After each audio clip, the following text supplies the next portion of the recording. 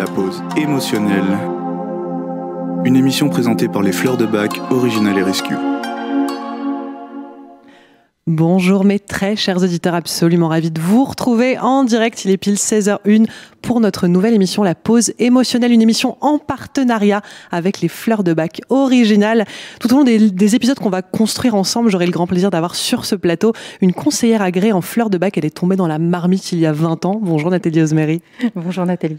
Grand bonheur de te retrouver autour de ce plateau pour parler des Fleurs de Bac, un produit qui est aussi tombé dans nos vies à tous, les équipes de Radio Médecine Douce, et qui nous a aidés, je crois, tout au long du cheminement de vie à mieux gérer les émotions. C'est pas vraiment comme ça qu'on va les présenter parce qu'on ne gère pas ces émotions, mais dans beaucoup de moments de vie, finalement, on a du mal à les tempérer. Et c'est un petit peu ce que proposent les Fleurs de Bac, déjà d'avoir un lien avec ces émotions, de mieux les connaître, et ensuite de pouvoir mieux appréhender des situations en se connaissant mieux, et utiliser justement, des Fleurs de Bac précises, on en parlera tout au long de cette émission, pour agir sur nos émotions et nous permettre d'être un petit peu plus équilibrés. Est-ce que c'est ça la proposition ? Oui, c'est ça, absolument. Comme tu as bien dit, il n'est pas question de les gérer, il est question surtout déjà de les identifier, ce qui n'est pas toujours le cas de tout le monde. On est assez pris dans le flot de notre vie, de tout ce que nous avons à faire. Et de temps en temps, on s'arrête et puis on se dit « oulala, qu'est-ce que je ressens en fait ?» C'est surtout ça. Et à cet instant T, les Fleurs de Bac, elles sont là aussi pour nous accompagner. Alors à 2 jours de la Saint-Valentin, évidemment, le mois de février est ponctué par cette célébration, une célébration de l'amour. Pour beaucoup, ça reste une fête commerciale, mais pour beaucoup d'autres, un petit peu comme nous, c'est l'occasion de parler d'amour, évidemment.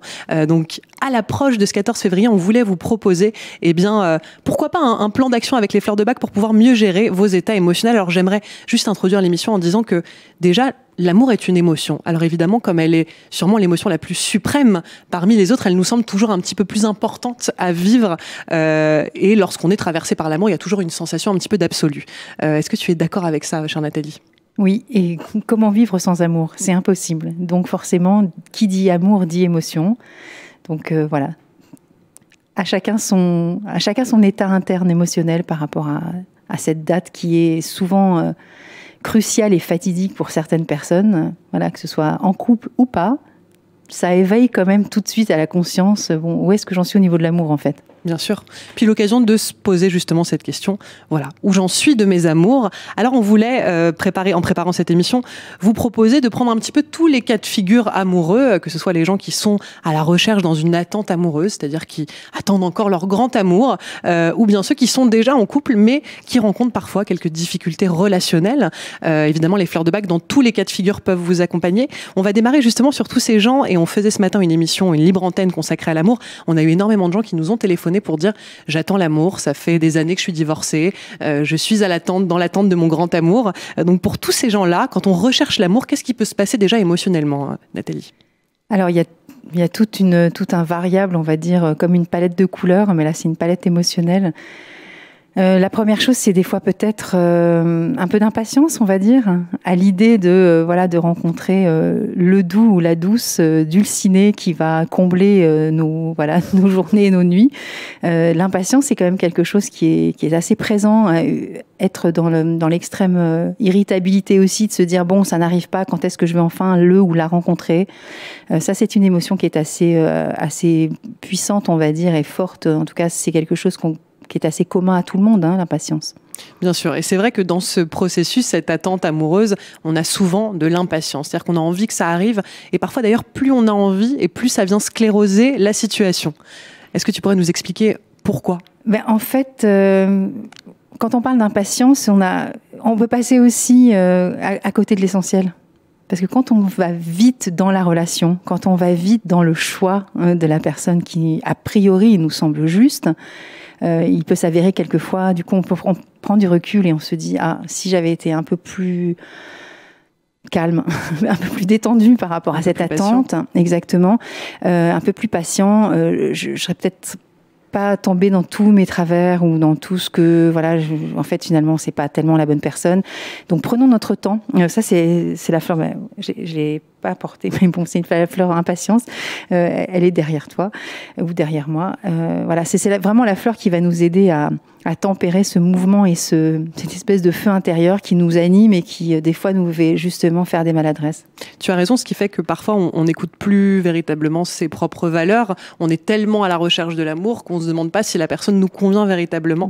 Et donc, on préfère être accompagné que seul, malgré le dicton. Finalement, ça peut se jouer à l'inverse. L'idée d'être plus patient dans l'amour, c'est aussi l'idée, voilà, d'attendre peut-être une personne qui nous conviendra vraiment et pas, comme tu le disais, sauter sur la première rencontre qui survient. Exactement. Et puis accepter aussi ce qui est. C'est-à-dire que c'est pas simplement en termes de personne, ça peut être aussi impatient que le chéri ou la chérie nous offre ça, ou impatient qu'on parte en vacances ensemble, impatient que ceci. Mais impatient du premier bébé, par exemple, aussi. Ouais, du premier bébé, du premier baiser. Des fois, tu sais, tu l'as rencontré, mais bon, quand est-ce que ça va se passer maintenant? Donc, il y a une sorte, tu vois, d'irritabilité interne, de dire, bon, alors quand est-ce que ça vient? Mais du coup, on se met une vraie pression. Et de façon inconsciente aussi, l'autre le ressent et se doute bien que c'est pas qu'on piétine et qu'on tape un peu des doigts sur la table, mais quand même, il y a une sorte de pression comme ça qui est pas juste, en fait. Donc, tu connais le vieil adage qui dit « tout arrive à point à qui sait attendre ». C'est vraiment la fleur impatience, en fait.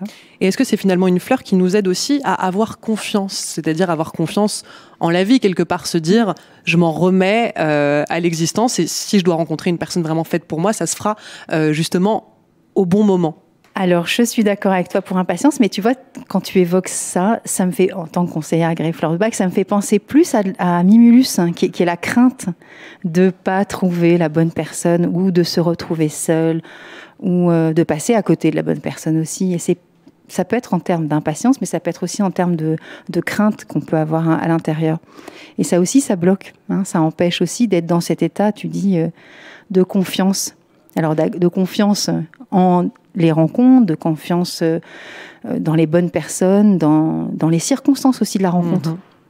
Parce qu'on se pose aussi des questions de savoir, ok, mais comment? Eh ben, fais confiance. Voilà.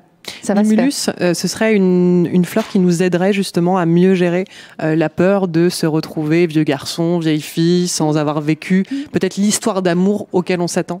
Alors, c'est le propre de la fleur de la confiance. Donc, pour te rappeler, Mimulus, elle jette ses graines dans l'eau, hein, parce qu'elle va pousser sur les abords des rivières. Moi, c'est une image qui m'a beaucoup marquée de cette fleur. Bon, ça, c'est vraiment la botanique, hein, mais Mimulus, quand tu te dis qu'une plante est dans la capacité de jeter une graine dans l'eau et de se dire, tu sais pas à quel endroit la graine va pouvoir à un moment donné s'arrêter sur le bas-côté et de se dire, allez, c'est bon, c'est là que je me mets et je vais continuer à pousser, eh bien, il y a une sorte de métaphore qui nous parle de se jeter à l'eau et de faire confiance. Quoi qu'il advienne, ça va se faire. Fais confiance. Saute de la falaise, le filet apparaîtra. Exactement. C'est un petit peu l'idée de Mimulus. Rappelons que le docteur Bach a passé une partie de son existence dans l'observation, évidemment, du monde végétal environnement. Et c'est comme ça qu'il a mis au point, évidemment, ces fleurs de Bach. Donc c'est très intéressant ce que tu dis, parce que la fleur en elle-même a déjà un fonctionnement de confiance. Et oui, et l'impatience, pareil, tu vois, on l'a évoqué tout à l'heure, elle jette ses graines très très loin, et donc elle va aussi être extrêmement impatiente dans la pérennité de l'espèce. C'est pareil, elle expulse ses graines, comme nous, on peut être extrêmement irritable, et on fait des fois des gestes extrêmement impulsifs. Donc impatience nous demande de nous tempérer, de nous calmer, et d'être patient, tout simplement. Alors sur ce trajet de la rencontre amoureuse, on a aussi pensé, en préparant cette émission, à la fleur qui s'appelle White Chestnut. En quoi est-ce qu'elle peut accompagner justement les auditeurs qui seront à l'écoute de cette émission sur ce terrain de la rencontre et de l'envie de rencontrer quelqu'un en amour? Tu sais, c'est très simple, hein, c'est tout ce qu'on vient d'évoquer, mais multiplié par 300 et à ce niveau-là. C'est-à-dire que ça revient tout le temps en boucle. Tous les sujets sont toujours présents et ça nous empêche d'être vraiment serein, d'avoir une clarté au niveau d'esprit, parce que quand tu es tout le temps en train de penser à la même chose, tu peux pas être à ce que tu es en train de faire, alors que ce soit travailler, être avec tes enfants, avec tes amis, avec tes parents, peu importe. À un moment donné, il faut aussi libérer une partie du cerveau pour faire autre chose que de penser toujours à quand est-ce que je vais rencontrer mon chéri, est-ce que c'est la bonne personne, combien de temps, est-ce que ça va pas s'arrêter, est-ce que ça va durer, toutes les questions que tu vois qu'on se pose et qui sont trop présentes dans notre cerveau en fait. Donc quand le mental est en boucle sur une idée, White Chestnut peut nous aider justement à Voilà, ouvrir les bras un petit peu plus, de patience, c'est vrai, de foi, comme on le disait, mais surtout peut-être éviter ce petit vélo dans la tête. C'est ça, c'est la fleur de la sérénité.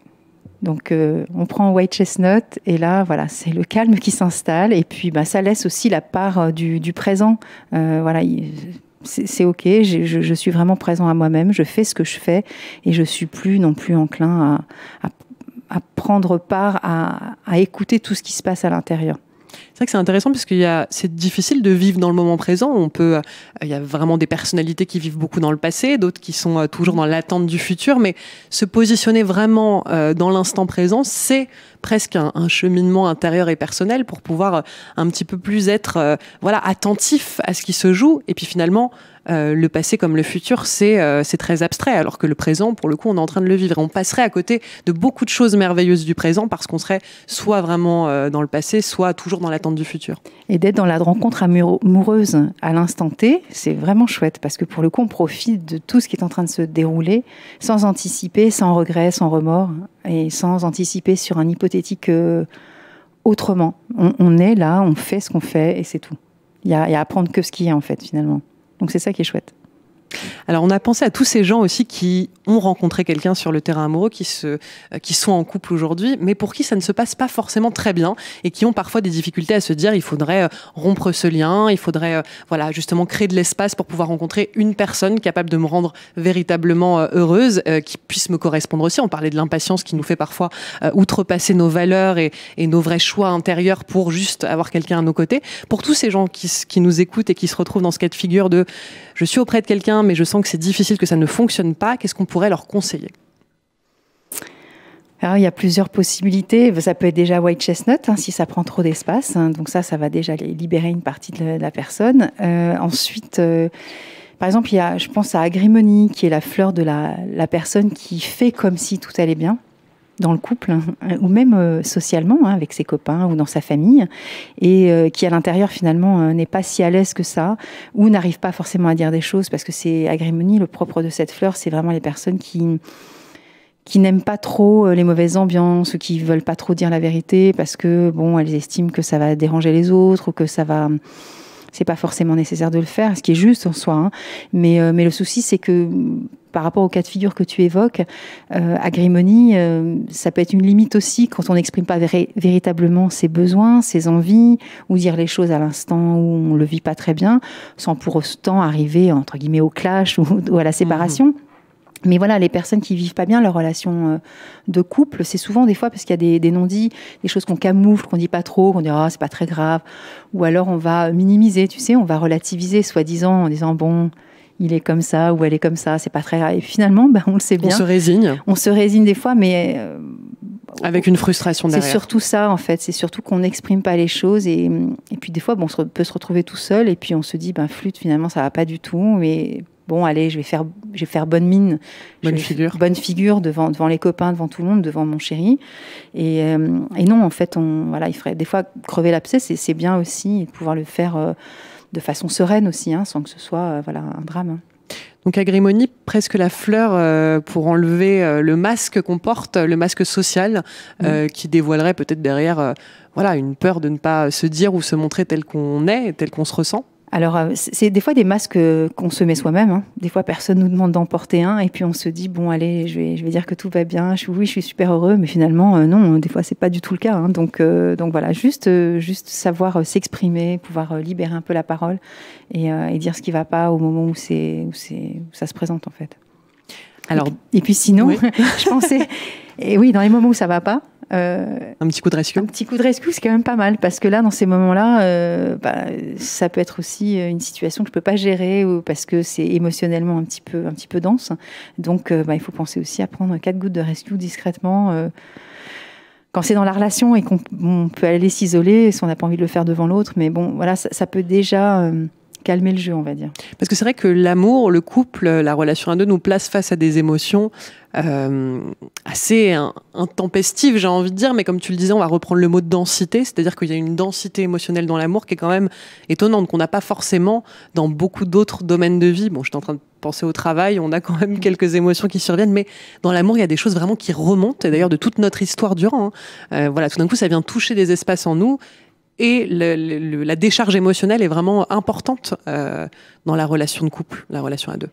Et oui, c'est toujours le vivier, le terreau où on va le plus comprendre qui nous sommes, en fait. C'est quand on est en contact aux autres. Et du coup, ça me fait rebondir avec la fleur white chestnut. Water violet, je sais pas pourquoi. Oui, water violet, tu sais, c'est les personnes qui sont hyper autonomes, très indépendantes. Et du coup, pour rebondir par rapport aux couples, des fois qui fonctionnent pas très bien, ça peut être aussi un handicap d'être justement isolé par rapport à l'autre et de savoir justement bien gérer sa propre personne sans avoir toujours besoin de l'accompagnement de l'autre. Et dans le couple, il y a toujours un qui le vit pas très bien, en fait, de se dire mais finalement t'as pas besoin de moi et j'arrive pas en fait à accepter que tu sois tellement dans l'autonomie, dans l'isolement, et en fait, ma compagnie, finalement, t'en as pas tant besoin que ça. Et Water Violet se rend pas compte, des fois, qu'elle met aussi une certaine distance avec l'autre. Et ça peut être aussi un travers et devenir handicapant aussi pour cette personne qui, au sein du couple, parce que des fois, ça a été confortable aussi, des fois, d'être célibataire pendant de nombreux temps, mois, années, jours, peu importe, et de se dire, bon, avec l'autre, qu'est-ce que je fais de l'autre finalement, puisque je m'auto-satisfais des fois dans mes grandes capacités, parce qu'il n'y a pas c'est pas un reproche en soi, mais quand l'autre débarque dans ta vie... Difficulté à faire de la place à l'autre. Exactement, parce qu'en fait, c'est une personne qui va avoir tendance à s'isoler, mais qui va chercher cet état-là, parce qu'elle apprécie sa propre personne, elle n'a pas toujours besoin effectivement de l'autre, et l'autre peut très très mal le percevoir. Et puis, effectivement, Water Violet, de temps en temps, elle peut souffrir aussi de se dire, bon, finalement, je devrais faire des efforts aussi pour me laisser un petit peu approcher, pour sortir avec l'autre, aller voir des copains, alors qu'elle préfère peut-être rester plutôt chez elle ou faire ses trucs dans son coin, voilà, sans forcément partager avec l'autre, quoi. Puis est-ce que ce serait pas derrière aussi quelques résistances d'être comme ça des célibataires endurcis, c'est-à-dire d'avoir comme ça, comme tu le disais, on connaît tous des gens qui ont vécu assez longtemps seuls et qui vraiment se sentent très très bien, et dès qu'il y a l'arrivée d'une personne, voilà, ça amène une complexité justement à faire de la place en fait au couple. Donc voilà, les mener peut-être à regarder les résistances qu'ils ont en eux par rapport à ça. En fait, on le sait tous, c'est confortable. Enfin, je dis tous, je sais pas, parce qu'il y a d'autres personnes qui sont des Heather à l'inverse, qui, au contraire, bien sûr, elles n'ont qu'une envie, c'est d'être accompagnées, parce que leur drame, c'est d'être toutes seules et qu'elles acceptent vraiment pas de se retrouver seules. Au contraire, Water Violet, voilà, c'est plutôt des fois confortable aussi d'être dans son petit cocon tout seul. Donc, ça peut être aussi un piège. Alors, on a évidemment évoqué le cas de figure d'avoir rencontré une personne avec laquelle on se sent bien, où on sent qu'on peut construire un couple solide, mais on rencontre évidemment, comme la majorité des couples, des ajustements nécessaires, des difficultés justement à surmonter dans la relation. On a parlé de la fleur agrimonier aussi dans ce cas de figure-là. C'est-à-dire Donc quand on est dans un couple et qu'on a envie de justement de pouvoir ajuster quelques petites choses, qu'est-ce qu'on peut conseiller aux gens ? On peut conseiller déjà de parler avec Agrimonie, comme on l'a dit. Il peut y avoir aussi encore Mimulus, parce que quand on n'ose pas dire les choses, quand on n'ose pas par crainte, on se fait du souci en disant voilà, peut-être que ça va finir parce que je parle, ou des fois il y a des sujets aussi qu'on n'ose pas aborder avec l'autre. Et donc Mimulus, ça aide aussi à avoir cette confiance et cette sécurité aussi qui nous permet d'oser se lâcher, je vais dire, à parler exactement de ce qu'il faut ou de ce qui fâche. C'est Agrimonie en fait pour faire la différence entre les deux, parce que ça peut être un peu confus ce que je dis, mais Mimulus, c'est vraiment les soucis qu'on peut se faire sur l'avenir, sur la relation, etc. Et Agrimonie, c'est vraiment quelqu'un qui va être plutôt dans le déni, qui va pas dire parce que elle préfère ne pas attiser de conflit.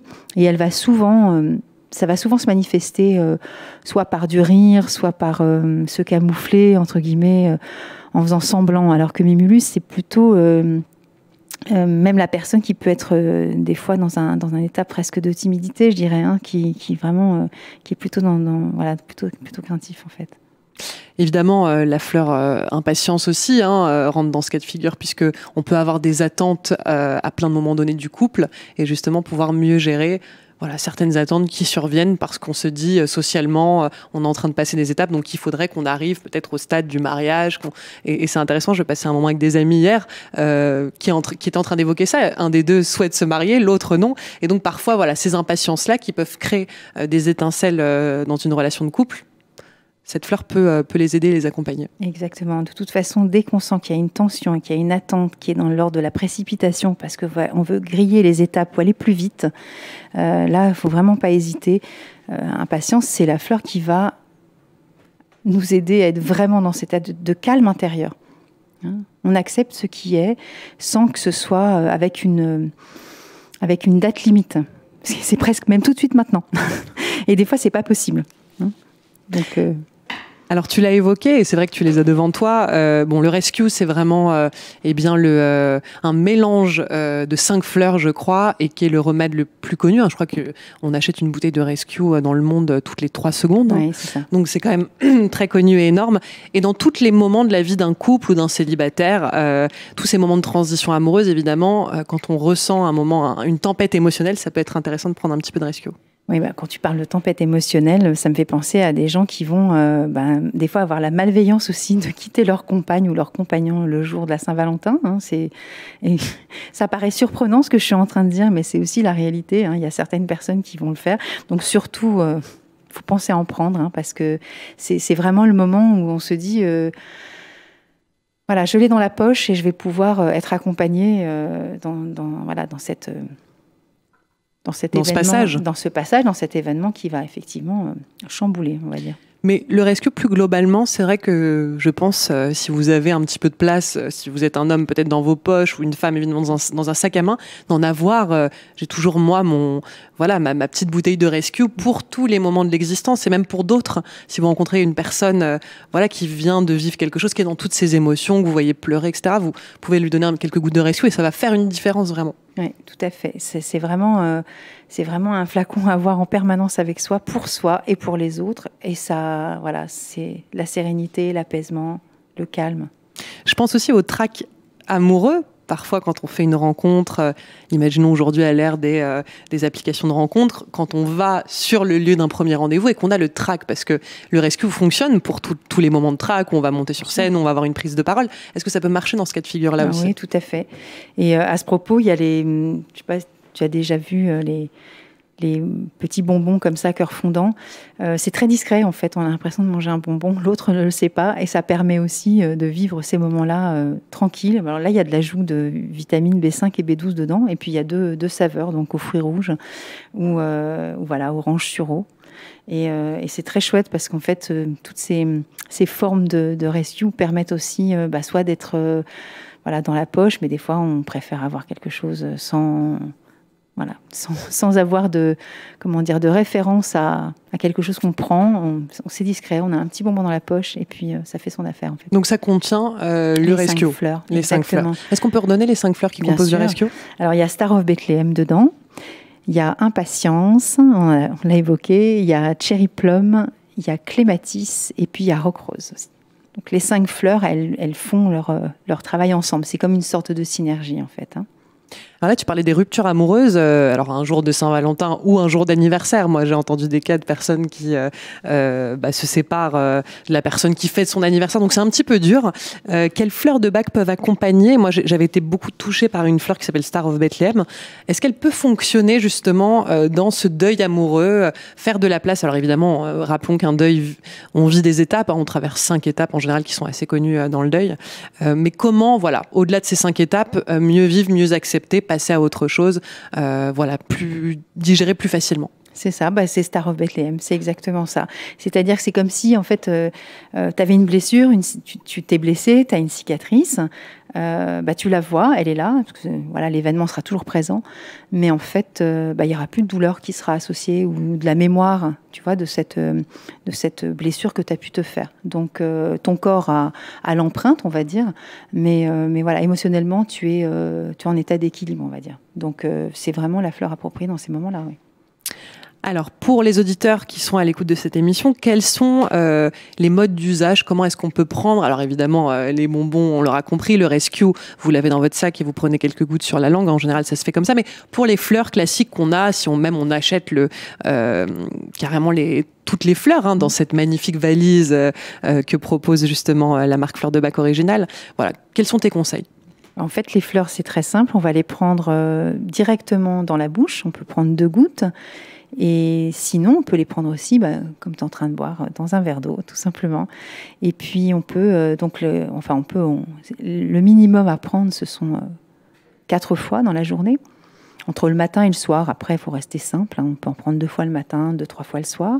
Et puis, on a donc sa quantité de fleurs nécessaire pour la journée. Alors, on va le prendre soit ponctuellement, quand c'est quelque chose qui arrive de façon ponctuelle. Soit on va faire... on va dire une petite cure à peu près de 3 semaines. Et puis... à raison d'1 à 2 fois par jour?